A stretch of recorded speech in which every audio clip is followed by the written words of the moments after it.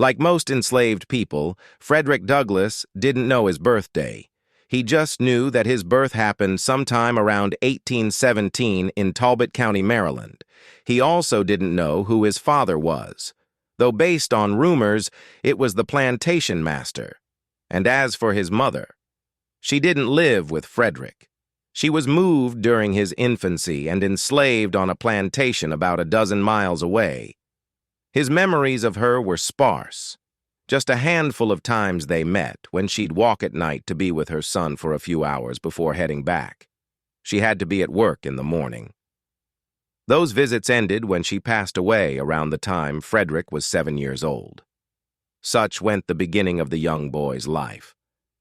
On a plantation, father unknown, mother miles away at first, and then orphaned.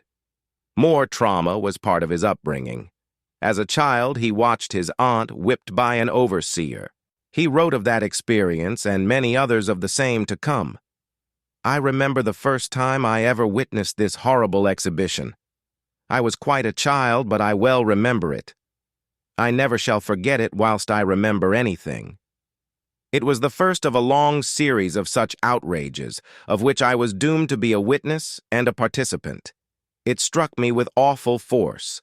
It was the blood-stained gate, the entrance to the hell of slavery through which I was about to pass.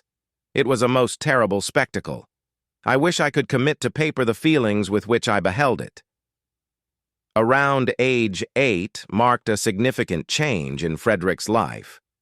Selected to live with a relative of the plantation master in Baltimore, the young boy saw a glimpse into a different life. In his new home, Frederick described the mistress as a woman of the kindest heart and finest feelings. The mistress began teaching Frederick the alphabet and how to read, but her husband, upon learning of the lessons, forbade them to continue. For Frederick, however, a new world had already opened. He was inspired to learn and understood the importance of learning. From his time in Baltimore came two significant changes in Frederick's life. The first was his commitment to learning to read and write, that he did by exchanging food with some of the neighboring poor white children for lessons. The other was new thoughts of life as a free man. I was now about 12 years old, and the thought of being a slave for life began to bear heavily upon my heart, he wrote. The latter he could not act on at the time. This chapter of Baltimore life ended with Frederick being sent back to a rural plantation. While enslaved life was always unjust and cruel, life for those enslaved in the countryside tended to be worse than for those in cities. Frederick experienced this change, enduring more cruelty with frequent whippings. The dark night of slavery closed upon me, he wrote. For a time, he lived with a broken spirit, often anxious about the changes of his new experience. But after standing up to cruel punishment, his resolve for freedom returned. September 3rd, 1838. Freedom.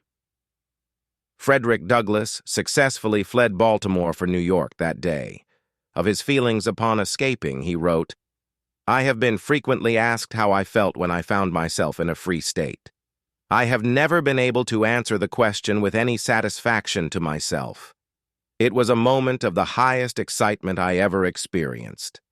I suppose I felt as one may imagine the unarmed mariner to feel when he is rescued by a friendly man of war from the pursuit of a pirate.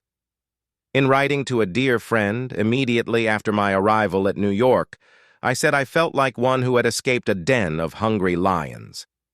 This state of mind, however, very soon subsided, and I was again seized with a feeling of great insecurity and loneliness.